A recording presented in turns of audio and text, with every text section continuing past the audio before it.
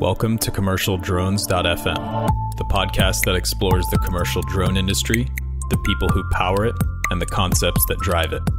I'm your host, Ian Smith.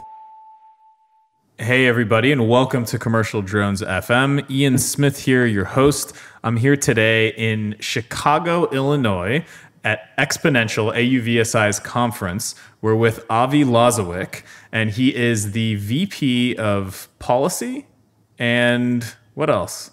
Policy and Strategy at ParaZero. Sorry, hold on. We're gonna redo that actually, because I had one line that was hidden and I was looking for it. I was like, wait, what the? Okay, cool. Just give me like a couple seconds. Problem. Let's try it again. Hey everybody, Ian here. Welcome to Commercial Drones FM. We're sitting in Chicago, Illinois at AUVSI's Exponential Conference, and I'm here with Avi Lozowick, who's the VP of Policy and Strategy at ParaZero.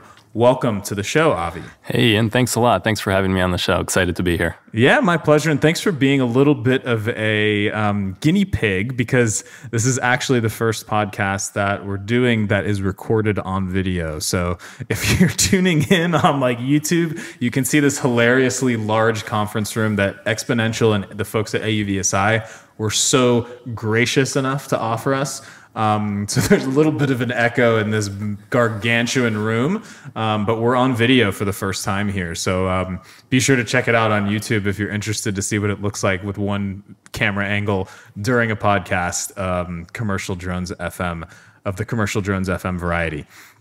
But anyways, back to the show. So Avi, thanks again for coming here. You came all the way from Israel. You just got off like a 24-hour flight last night? Yeah, it was super long. I don't even know how to count those numbers. It was a long flight from Israel. It's a big one, man. But it's great that you're here. Awesome event. This is always one of my favorites of the year. Now, you were with a company called ParaZero, and recently there was some buzz, I would say within the past few months, about what you guys are up to and some kind of breaking news that was really interesting to me. But before we kind of get into that, maybe you can tell us a little bit about yourself first. Like, who is Avi? How did you get in this position? What brought you to drones? Yeah, definitely. Well, I'm kind of new to the drone space, although I've always liked aviation since I was a kid. Since I was like 10, I wanted to be an Air Force pilot in Israel.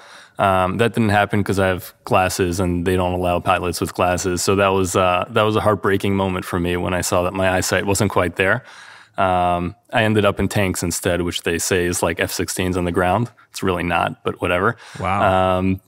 Yeah, and then I went kind of through the business path, worked in venture capital for a bit, and there I kind of learned about drones and how this up-and-coming industry was really making some significant changes to a lot of different use cases. So I started learning about the different companies out there, and that's kind of where I began to be interested in this industry. Nice. And so how did you kind of get into ParaZero? Like, what's the story with that company, and how old is it? When was it founded? Yeah, so ParaZero was founded in 2014.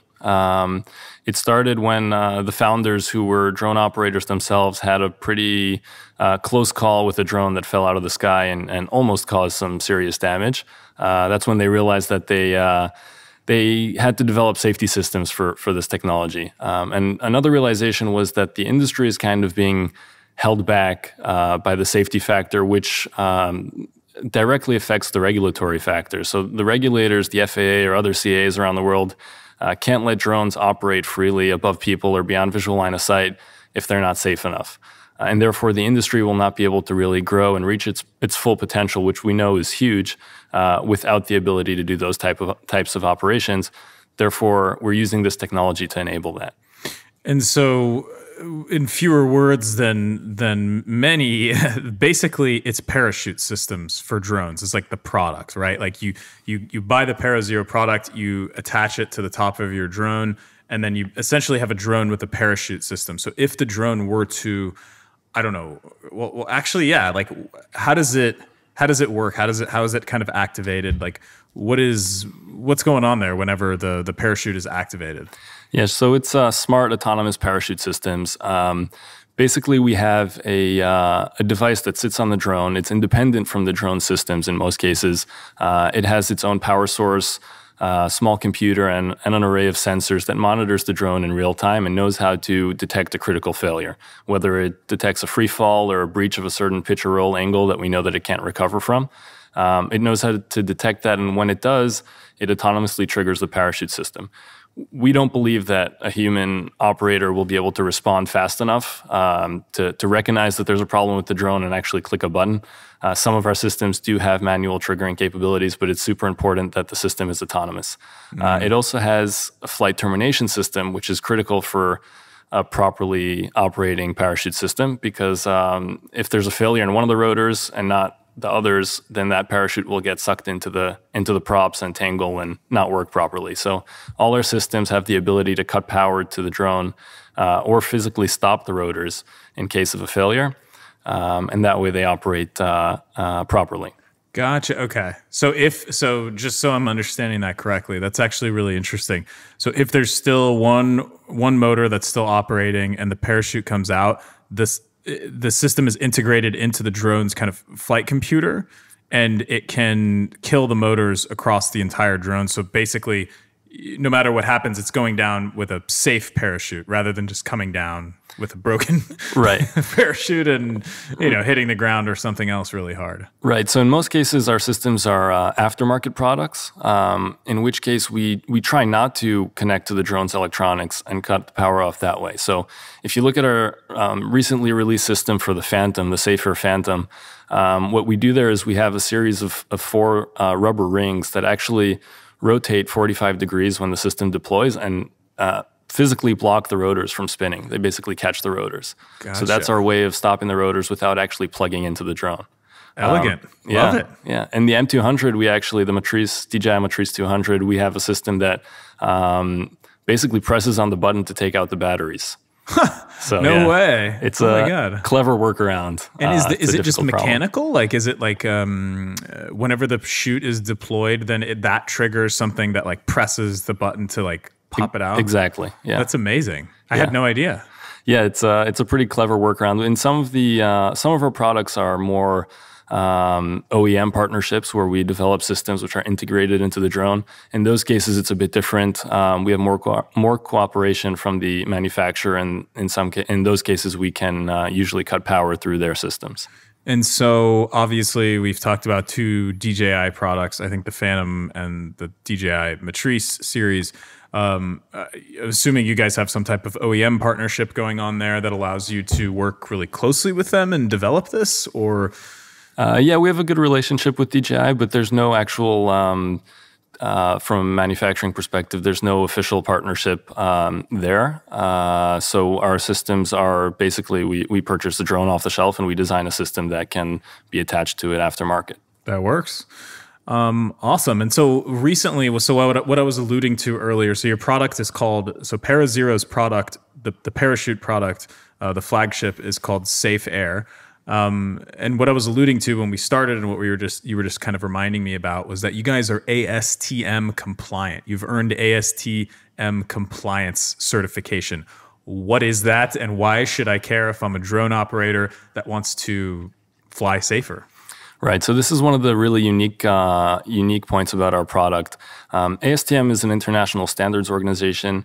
A couple years ago, the FAA basically went to ASTM and said we need a standard for parachute systems because the FAA doesn't have the in-house expertise to understand what's a good parachute system versus one that might not be designed properly. And they were already thinking forward and knowing that, eventually they're going to have to approve waivers for flight over people. Parachutes is probably the most effective way to reduce kinetic energy. Therefore, this standard is important. The standard was released last September after over a year of work where we were on the working group together with the FAA, Amazon, MITRE, and a bunch of other parachute companies. And we released the SafeAir Phantom is our first product to comply with the ASTM standard. It's a pretty long and costly process where we had to do over 45 aerial deployments with a third party to validate them. We analyzed all the data from those, including video and everything. And we were able to determine 3 main points. One is that the parachute works in all different failure scenarios.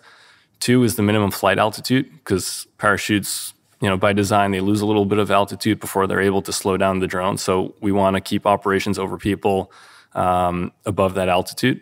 And the third thing is actually the descent rate from which we can derive the kinetic energy. So if we get, if you look at the NPRM and the kinetic energy thresholds that are mentioned there, which we could discuss later, it kind of gives us a pointer of where we need to fall. And what let's kind of talk about that right now. Sure. Like, what are the standards in which? So those standards were set previously, and you guys said, okay, we're gonna work on this, and we're gonna go ahead and prove that the product is going to fall within the thresholds of requirements to these standards. Right. So basically, the FAA, if you were to apply for a waiver for flight over people, and you say that, this drone with this parachute will have a kinetic energy level of 10 foot-pounds, which is below the threshold for Category 2 operations, which is basically unrestricted flight over people, which is what everyone's looking to do. Yeah. Totally. So in that case, the FAA would say, okay, prove to me that, what's the means of compliance? That's what they would ask. Okay. Prove to me that this system really is below 11 foot-pounds. So the proof for that is basically the standard. So we come forward with the standard with all the paperwork, which we provide with the ASTM Compliant product that we sell. Gotcha. And then they say, okay, here's the paperwork that proves that this system is actually at X number of foot-pounds, and therefore we should be allowed to fly over people. So does this apply only to the FAA for, basically, FAA operations within the United States, or is this more international? Are you guys expanding elsewhere? I mean, I'm sure that you can't just say, well, I'm sure it helps. You say, hey, we have this compliance certification. We've passed the test here, da-da-da. You should check us out for certification in insert country regulatory body here. Right. So CAAs all over the world are they have the same thought process. If someone applies for an extended operation approval, they'll say, prove to me that you could do this safely. Once there's a standard, and currently the ASTM standard, which is, by the way, F3322, if anyone's interested. So once there's the standard in existence, it's very easy for them to reference that standard and say, here's an industry consensus standard. This is what the industry thinks that needs to be done in order to prove that a parachute works properly. And it's very easy for CA in another country, in that case, to accept that as a means of compliance. We have customers already who are purchasing our ASTM compliance system and simply submitting applications for waivers and approvals with it. And we've been getting pretty good feedback meanwhile. That's awesome. Well, I'm super, I don't know, this was a very nice surprise to learn all this extra information. I didn't actually expect to be so blown away, if I'm going to be blunt. But this is great stuff. So if you have the product, then you can apply for a waiver in a different country. This does not mean that you automatically get certification, though, in FAA regulations by having this product on your drone to fly over people. Is that correct? Or you still have to apply for a waiver? Yeah, that's right. You still have to apply for a waiver. So purchasing our system does not legally allow you to fly over people. You take the documentation that we provide with the ASTM compliant product, and you can apply with that documentation to the FAA. So the FAA needs to verify that your system actually complies with ASTM, and you submitting that paperwork with it's basically a declaration of compliance, which is tied to the serial number of the unit that you have in hand. So with that, they can verify that you actually have an ASTM compliant system, and they can make their decision if to approve it or not. And now, a quick word from our sponsors. Genius New York invests millions of dollars in drone and tech startups each year and is looking for its next $1 million team. The business accelerator located in Syracuse, New York, provides your startup with resources, mentors, and industry-leading connections, plus a chance to compete for $1 million. So if you have a startup focused on unmanned systems, IoT, automation, or data analytics, don't miss this once-in-a-lifetime opportunity. Apply today at geniusny.com. What could your startup do with $1 million? Go to geniusny.com and apply today. Step into the growing season with this very special treat from MicaSense. For this month only, that's July 2019, buy a MicaSense Altum sensor and get a 6-month Agisoft Metashape license included for free. and enjoy high-quality thermal and multispectral imagery with advanced analytics. So the Altum sensor integrates a radiometric thermal camera with 5 high-resolution narrowbands, producing advanced thermal, multispectral, and high-resolution imagery in just one flight for advanced analytics in agriculture. So during July, get your MicaSense Altum sensor with a free 6-month license of Agisoft Metashape by using code AGI2019 at micasense.com. Okay, back to the show. Nice. So tell us a little bit about then the actual piece of hardware, the parachute itself. I was just browsing the website earlier. I don't own one myself. And that brings up another question because I don't have a Phantom 4. I don't have a DJI Matrice. I have a Mavic 2 Pro. Okay. So do you guys have compatibility across with that? Because I mean, each drone has different characteristics and size and weight and balance and performance characteristics to keep in mind. I mean, what is your compatibility as far as other? I mean, I'm not even going to focus on the other drone manufacturers to be honest, because DJI has such gargantuan market share. Their market share is the size of the gigantic room we're in, and we're like the other people as far as multi-rotor drones for commercial operations go. So exactly. What about other DJI compatibility? Yeah, so we have systems on the market today for the Phantom 4, for the Matrice 200 and the Matrice 600. The Mavic and Mavic 2, we're having a product will be released within a month or so from now. Probably more or less within that time frame, we'll release the ASTM version as well, maybe a couple weeks later. So there's going to be a different version for the ASTM. That's correct. That's how it is today with the Phantom as well. So you could purchase the basic version for $299, and you could upgrade that version for an additional $1,500 to the full ASTM version. And that upgrade basically, what it includes is basically a license to Declaration of Compliance to all that paperwork that you get. That's the main point, the main value. It also includes a small hardware add-on which has an audio warning buzzer, which we believe is super important for flight over people, because if in some cases you have a failure and you could have, with an open parachute, you could have 10 seconds until it hits the ground. So you might as well warn people to move out of the way in that time. And so that means that the hardware with the parachute has a audible buzzer on the drone, so as it's coming down, so people can kind of clear out of the way if they're around? Exactly. Okay. So the parachute itself, I guess, reduces the kinetic energy. It reduces the probability of fatality if an impact does happen. The buzzer, when combined with the parachute, reduces the probability of impact in the first place, which is also a very important factor when you look at the FAA or any CAA's risk assessment of an operation. God, so many questions. So who are the big customers then? I mean, there's literally not, I can't think of any operations. Actually, if I rewind back, I remember hearing about you guys years ago, and it actually didn't get so interesting to me per se until you guys announced this ASTM compliance, because then it really showed, given the timeline we were in, and what was happening with flight over people and how everybody wants to do it, and it's just kind of like a precursor to be able to do beyond visual line of sight.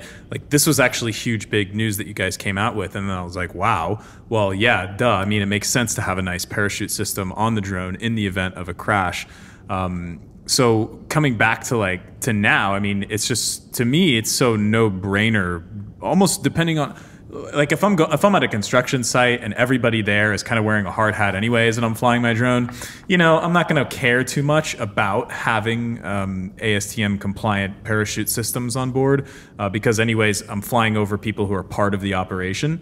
But if I'm, I guess, CNN, Greg Agvent, he's part of CNN. Sounds like you might know the guy. Yeah. He was a previous guest on the podcast. They want to fly over people. That's their big thing. They've been flying a drone that's super tiny with a tiny little itty bitty camera. They were one of the first that got a certification from the FAA, a waiver to fly over people. I can imagine they're very interested in this because news gathering, aerial media, stuff like that, where you want to be kind of up close and in the action. It just seems like like it's a requirement. So Yeah, tell us a little bit about that. Absolutely. So news and media is definitely one of the verticals that are most interested in the product. And Greg at CNN talks a lot about how their waiver took them tens of thousands of dollars, and I think over a year, he mentioned, to get it. And it's not even for a DJ. Like it's like some drone I've never heard of. And like I didn't.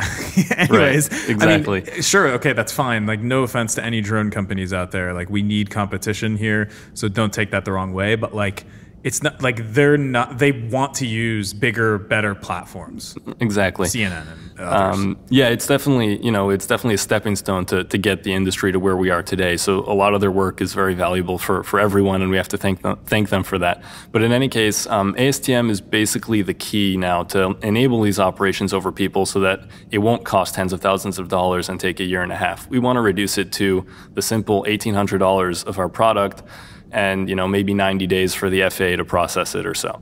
So that's kind of where we're headed right now.